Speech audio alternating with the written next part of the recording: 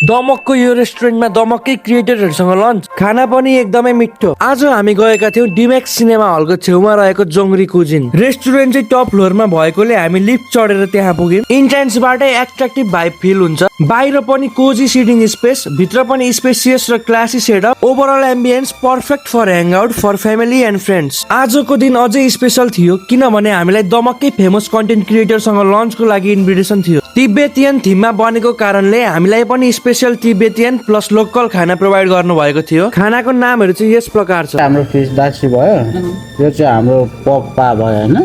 अनि रेड राइसमा हाम्रो यो खाना चाहिँ हाम्रो रेड राइसमा नै एभाइलेबल हुन्छ।